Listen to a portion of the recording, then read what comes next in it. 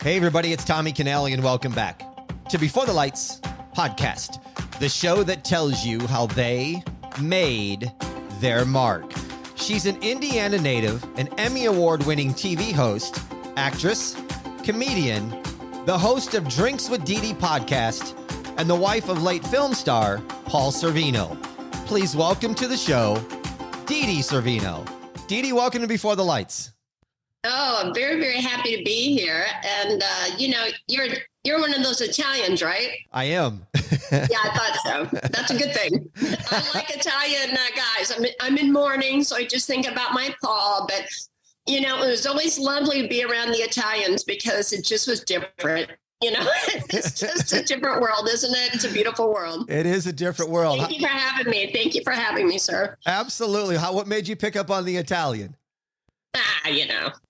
After being around Paul, I can just pick it up. It ain't hard, and that is a good thing. So yes, it is. So tell me, what's your favorite sauce?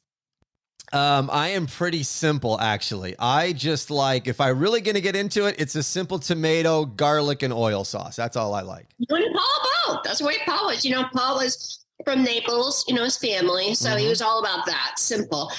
So those damn Sicilians would put sugar in the sauce. Sugar doesn't belong in the sauce. That's crazy. Sugar and onions. What's wrong with those Sicilians? It was very funny. It was hilarious. But yeah, he was not about sugar in the sauce and not about having garlic and onions. He was very much against that because he said it's either onions or garlic. And we have a cookbook, Pinot, Pasta, and Parties. He was very, very clear about that. So Paul is particular. So I do like to ask the Italians about their favorite sauce and pasta and that sort of thing. And I'm going to get to that cookbook here in a minute, but I want to start with you. You have a bachelor's degree in history from Hanover College, a master's in dramatic arts from the Harvard Extension School. But what I want to ask you about, Dee Dee, is talk about your time as a former aide for President George W. Bush. Oh, I love that. That was a fun time. In my pre-Paul times, I did politics and I worked for the president, and I ended up with Hollywood, weirdly enough. And after that, I said, I am not hanging out with celebrities. They are so difficult. They are crazy. Forget it. And then I ended up marrying one, and I met Paul at Fox News. I was doing the Neil Cavuto show, another Italian. And then he kind of spotted me and later said he saw an aura around me and he started stalking me, and it works. I was not interested. It wasn't really Paul I wasn't interested in. I was single, having a ball, loving New York. There was no way, no how, I don't care who it is. But never say never, because then we ended up married and very, very, very happy every day. So on that then, you met him through Fox News. What was your first thoughts of Paul when you first saw him? Well, everybody was like acting like he was Elvis and came back alive. Paul's kind of a god anywhere, but if you're in New York, forget it. As you all would say, forget about it. Paul Mr. S, and they would just treat him like he was a real mobster boss. I don't know if they thought he just played one or not, but they treated him like once everyone was all over him. So I was kind of tickled with the spectacle of it all. But then the producer said, you want to go get a drink? He said, well, if she's coming, basically no, unless she's coming. So the producer, another Italian, by the way, asked me to go. And then we hit it off, and he knew right then and there. He always told everybody. He was very proud of that fact. I knew. Not that she was for me. He said, that's for me. Where a lot of women may not like that, but I know how Paul talks, so it was definitely a compliment. It was all good. So, yeah. But, because I was in politics, and then I would talk politics at Fox, and I went totally out of it. And I'm like, now I'm just doing entertainment so I can kind of make fun and joke about everybody in politics. It's so much fun, isn't it? Mm-hmm. How did you get into acting? Paul. Oh, Paul got you into acting. Yeah, I did a little bit of it before because I always had kind of a foot in entertainment and a hand in politics, and I'd go back and forth. So, in Indianapolis, which is a much smaller venue, but it's not like itty bitty. I starred in roles there. I started in musicals and I did that kind of thing, and it was a lot of fun, and I love music and musicals. But, whenever I started doing movies was with Paul because I was there, so why not? And I wasn't doing the politics anymore because people are starting to give him a hard time about it. Because look, I am a right winger. If you're a left winger, sorry, middle. the jig's up. It's not like I can say I'm not political, but I just don't do it anymore. So the liberals in Hollywood give me a break because I was married to Paul. I said, look, I gave this up for you people. I gave it up. So you need to give me a break here. I could have been doing all of this the entire time, but I gave it up. Now I feel like you're sort of the court jester. If you are going to be entertaining people, it's tough to be political. Mm-hmm. It's tough to either side. I mean, you really get it if you're a Republican, but I'm always very open with that. I was like, yeah, I'm a Republican. I just don't do it anymore because I have respect for the business. And at the time I had respect and love for my husband. And they started to give him a bit of a hard time about that crazy right-winger wife. So I stopped. I love my husband. I mean, that's what you do when you're in a marriage. It's two people, not one. So I gave it up. And then I started acting. And I was in several movies with Paul, these little parts. And he was the star. And it was, it's just a blast. Acting's a lot easier than political debates. They give you the lines. They dress you. They feed you. They tell you where to stand. It ain't hard. Sorry, folks, but it ain't. It's a pretty good job if you can get it. I'm familiar with Indianapolis because I'm originally from Central Illinois, so I understand Indianapolis. You've won Emmy as host of international talk show Fresh Outlook, best talk show host in Indianapolis for work on a news magazine, and won Best Supporting Actress at the Indiana Shorts Award for comedy pilot Oddly Popular. Where does this love of comedy come for you? Well, just so you know, that is not Indiana. The gallows out in California would be really mad if they thought it was just that was Indiana. But that was actually an award out of LA. It was not Indiana, but it was the Indie Award, just so you know. And I just love it. I mean, and Paul always said that. Paul always said, you're a natural comedian. You always want to, it's always fun to host the party. Who wants to be crying? Who wants to be in that serious role where you're like, oh, no, thanks. You want to be making fun of people. You want to be having fun with it, laughing, cracking jokes. I mean, it's just the better job if you can do it. I want the bestest jobs. I mean, they're hard, hosting and comedy and acting. That's the fun stuff, but it is hard. I mean, they're hard jobs to get, but heck, if it wasn't hard, everybody'd be doing it, right? This is very true. You did stand-up comedy at the well-known supper club Vitellos in North Hollywood, which I believe is now closed. Can you talk about it's still open?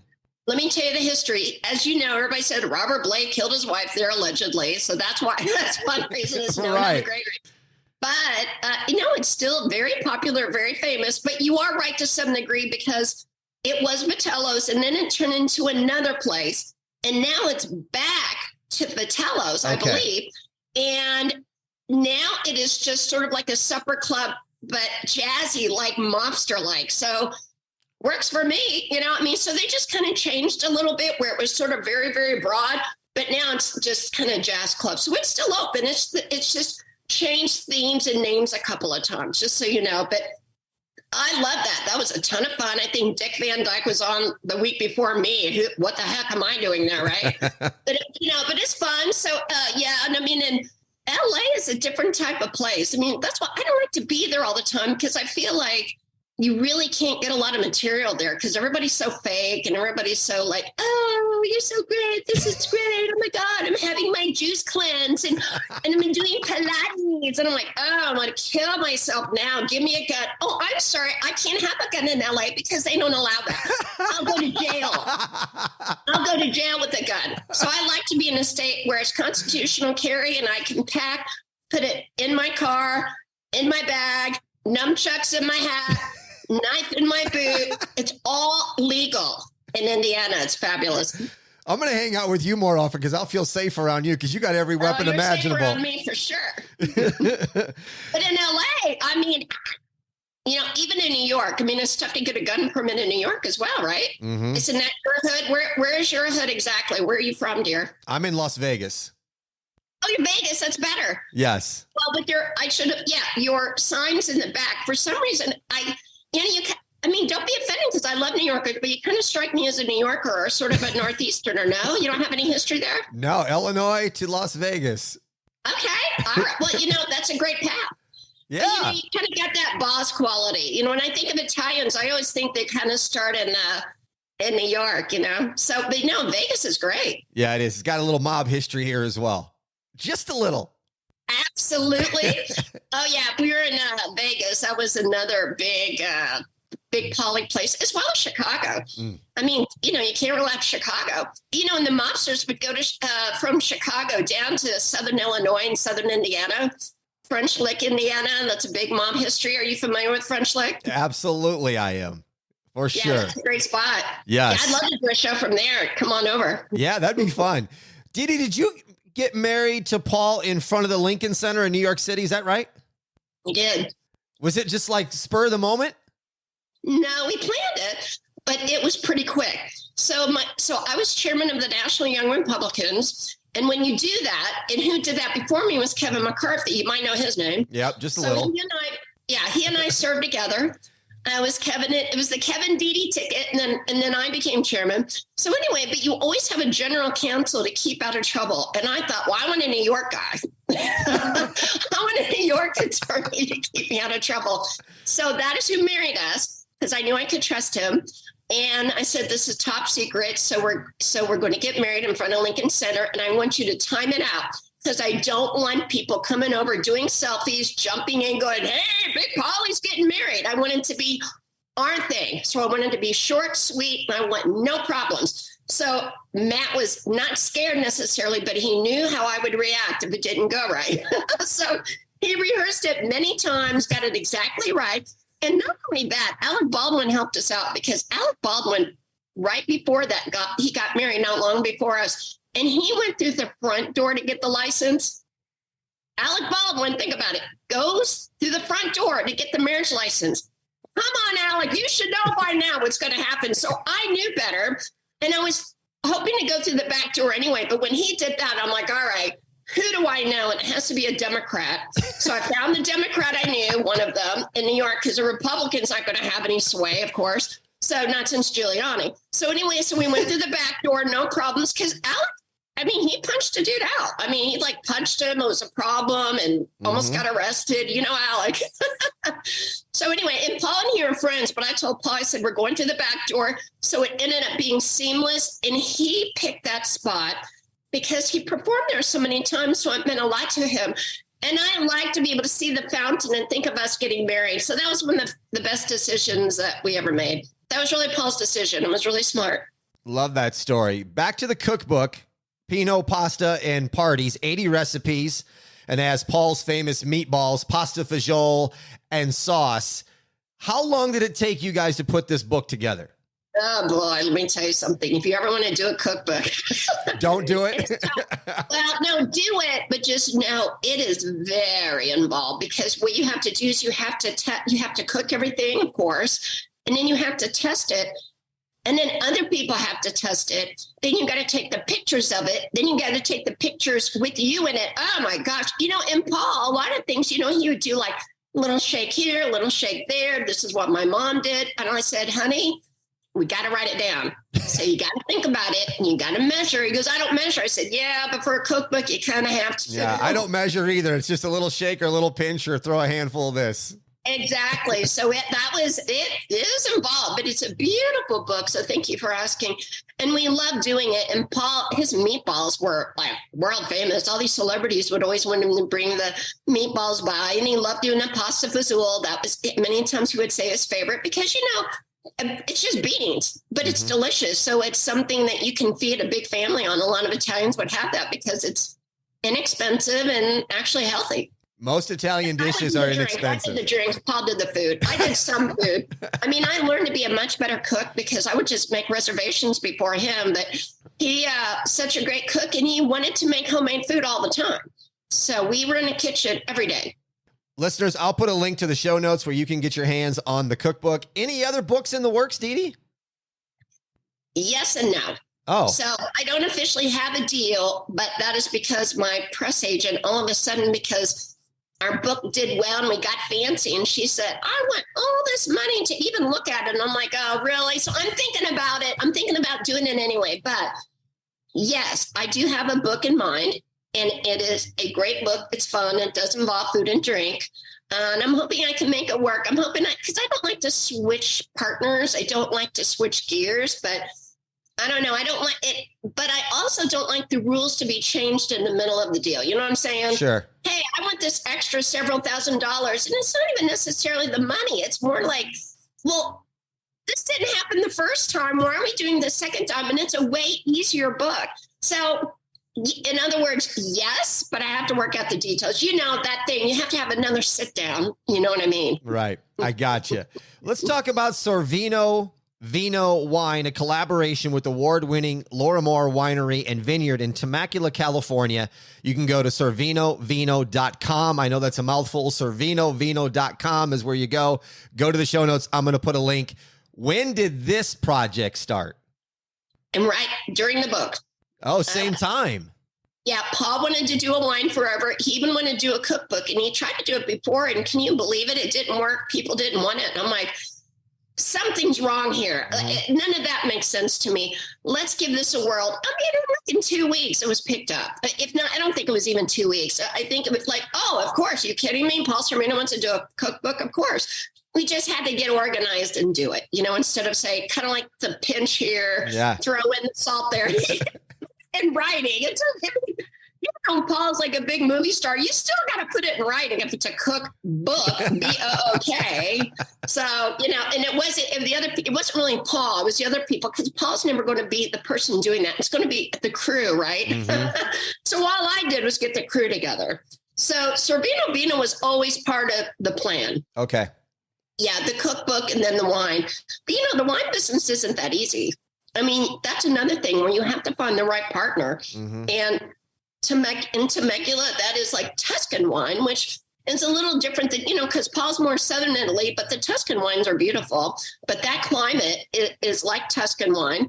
And Temecula it's like the top 10 destination place for wine. I know. It is. We're in the right place. Yes, you are. You're in Vegas. I'm so glad you're in Vegas. It really does. It makes me happy because I'm hoping to do some things in Vegas soon. And it's a great town, isn't it? It is a great town. You come to town, you let me know. I will. Yeah. And I plan on, I can't say the details, but I'm planning on doing some shows there. So I would love to have you there. That would be fun. Comedy, of course, some singing, some whatever, but isn't comedy like that? I think when you just stand there like this, you know, you got to get a little physical. You got to get, you got to involve the audience. That's right. Make a difference with Free as a Tea. Did you know 1 in 5 Americans will experience a mental health challenge every year? Free as a Tea is giving the gift of good. For every t-shirt purchased, $5 will be donated to the Mental Health Coalition to support mental health resources for the millions of people who need them. Plus, for every purchase, 1 shirt is donated to someone in need. Free your mind and shop with a cause. Buy one, give one for $45 and learn more about us and our mission at freeasatea.com or click the link in the show notes. Make a difference, 1 tea at a time. Happy tea time. I mean, did you ever see the Wayne Newton show? I've never seen Wayne Newton live. No. Oh my gosh, you have to, because he, Mr. Las Vegas, he's probably done 5 million shows altogether, and he is all over the audience. So I was like, wow, you know what? That guy is like old, like Paul, and he's still doing that. I'm impressed.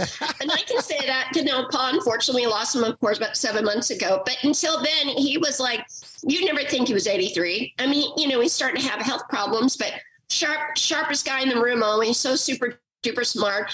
And, he was supposed to be on The Masked Singer right before he died. He's supposed to do Godfather of Harlem. So he was still on high demand. Wow. Your wine, the 2021 Cabernet, which pairs perfectly, people, with, you're probably not going to figure this out. Dee Dee's got it right here. She's drinking it. Now, wait a minute. Everybody stop and pay attention, because this is really tough. It's going to pair perfectly, not with what you think. I'm not going cheese. I'm not going to tell you what kind of pasta or what kind of meat to pair this wine with, but it pairs perfectly with any Paul Sorvino movie. So tell me about the wine. Well, the wine is smooth and bold, like Paul. I felt like he was big. The bottle's big. The wine is big. The red, it's a cab mostly, but it's a blend. And, and we want to do some other wines too, like a white, maybe like but to start with, it had to be the wine that Paul would drink most of the time. And we would drink wine almost every day. I mean, we were huge wine drinkers. And Paul always thought, and I agree, that it keeps you alive longer. It doesn't hurt your health. It helps your health. Look at all those centenarians. Is that how you say it? Close enough. Centenarians, I think it is. And they live over 100 years old. And what they do is they drink red wine in Italy every day. Yeah. Okay. Big glass jugs. Illinois, Indiana, or Vegas. But if you're drinking red wine, I don't drink it every day, but I drink it probably more than anything else for sure. What kind of interest have you received since the launch, which I understand was scheduled for Valentine's Day, but did the wine get put on a yacht somewhere and you couldn't find it? That is so funny. We really had a terrible time trying to figure out what's the perfect launch. And then Valentine's Day came along because we kind of wanted to do it. And it's like, well, we had to get the labels. It was really the federal government who messed it up. Can you imagine the federal government messing something up? Never. And I'm nicer than most because I did work for the President of the United States, but I worked for President Bush, who I love. Anyway, so when the feds get involved, it takes a long time. So we had to get the label, and I love our label, but we had to get the label approved. So it took forever. And by the time we got done, we weren't able to get it out there in time for people to order for Valentine's Day. So then, Roger, my manager, he said, no, actually I told him, Lorimer kind of throwing something out there just casually. And I'm like, Lorimer, put something out. And he's like, well, why don't we go ahead and do it? So we really wanted to do it V-Day, but then we didn't get the wine in time. I'm like, you know what? Just for good luck, let's put the release out there Valentine's Day and let's just start doing interviews and launching and doing what we need to do. So originally we wanted to do Valentine's Day, and in the end, we did launch Valentine's Day. So awesome. I think that's a good sign because Paul and I were very happy and in love, and we loved wine. So we'll always be able to have that as our launch day, Valentine's Day, even though that day was very hectic because we kind of decided late morning to actually do it. So that's the long answer to your question. That is fantastic. There was a guy, the owner, he has a couple yachts. So there was that part. So we wanted to make sure he knew what was going on. The guy in Temecula, Bayou, he was in the Caribbean on a yacht.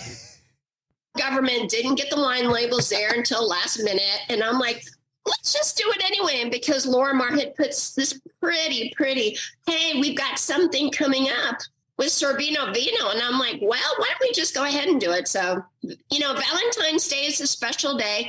And I'm like, well, I'm not going to be doing anything else on that day other than be sad. So let's launch the wine. So it kind of made, limoncello out of lemons or wine out of grapes. That's a great thing to launch on Valentine's Day for you on that year. You'll always remember that. That is a great move on your part. I really like that. Thank you. Because we really struggled with it. Finally, we said, I won't say the word, F blank, blank, blank.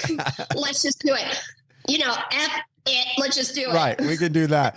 I understand it retails for about $60 a bottle, and a percentage of all the sales go to various charities to feed and care for hungry children, adults, and military vets in need.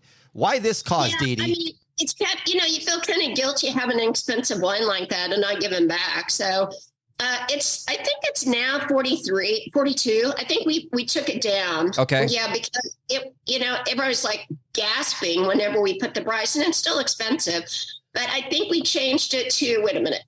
No, I'm sorry. Now I know it for sure. My apologies. Because this was something else that we kind of batted around.